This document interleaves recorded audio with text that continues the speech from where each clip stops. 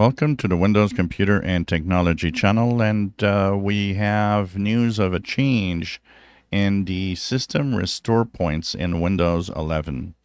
If you still use this very useful app actually to restore your PC at a previous state when something happens, Microsoft has warned users that the restore points in Windows 11 will now last 60 days and then automatically be deleted. So that means you have 60 days to go back in time. If you don't know what the restore system restore is, you can type restore on your Windows search, click the create a restore point. It'll bring you to the system restore points, and of course your protection needs to be on.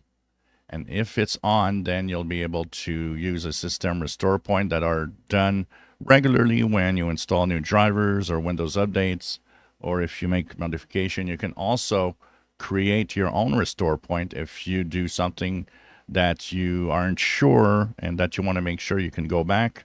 Well, you can create your own restore point too. And of course, you can configure and manage all the different information. And of course, if you click System Restore, you should see some restore points from the past. Restore points are where this is all going to go. And you can choose a restore point that is before you had the problem.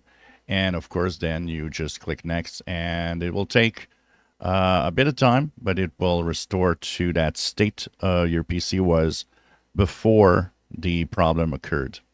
So just a word of warning, the restore points now last 60 days on System Restore in Windows 11.